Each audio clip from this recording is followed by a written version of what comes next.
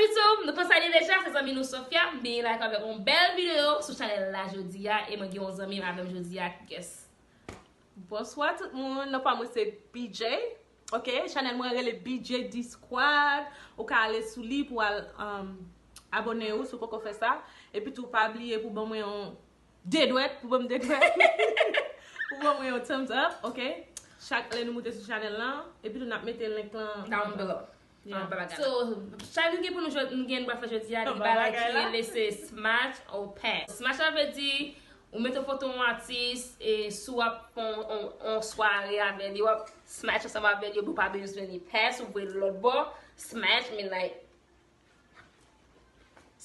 pass voyez smash yeah no can commencer à me dire smash like this. Chaque photo artiste mettez na mutoli ki mounye si na passe li nou voye l'autre bord si na smash so pas pour ça vraiment drôle parce que li marié nge ménage ça pas problème c'est juste un photo OK c'est une photo on connaît mais c'est les méchants mon right. Okay, let's do it. Let's do it guys, let's get it. The first mon premier mon game pour c'est Baki. Would you smash or pass Baki? Soit coucher avec Baki ou voye l'autre bord? I'm gonna smash. I will smash Baki. Yeah, ma. Mon gagne encore, c'est Kenny. Oh yes, I will definitely smash. Kenny, qui ça commence? Yeah. On va couper le bob, j'étais. Wait, Kenny? I will smash him. Yes, I will smash him. But he's cute though. He's not ugly. He's not cute. Leave my head. I don't think he's all that. Okay. Qui est encore? Then mon gagne encore, c'est Woody Woodboy. Would you smash or pass Woody Woodboy? O femme também, Ou couper le bois, passer le bois, j'étais. Coupe le même. Quand on dit mal, la bien dit comme ça. It's nothing.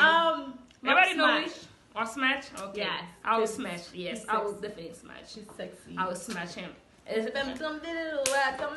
Smash Woody all day. Oh my God. You smashing everybody. He cute. Ça fait toi He cute. Okay, you gotta find someone. On va quitter ce espace, non? I'm dead. Find me someone. Okay.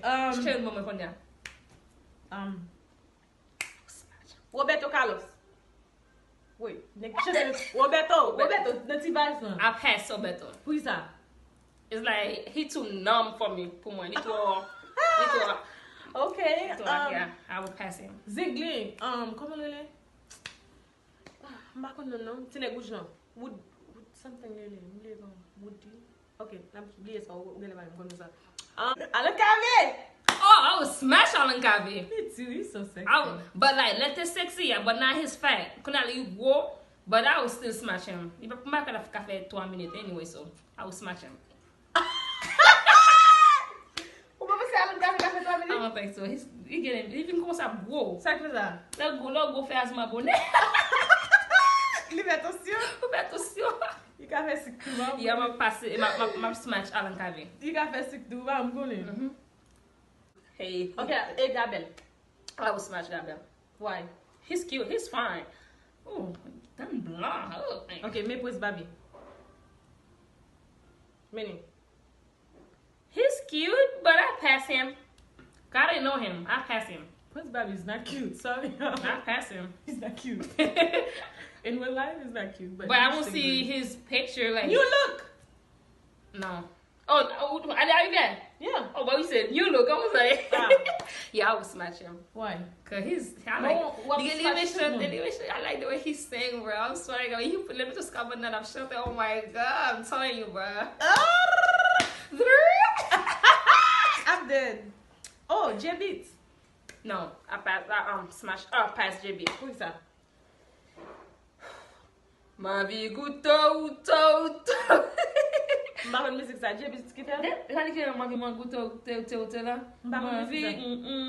I don't know. Okay, I guess I don't know. Allez abonner channel là. Bali 10,000 likes. Partagez la avec amis, faut pas tonton. Pas besoin qu'on ait qui essayer de partager.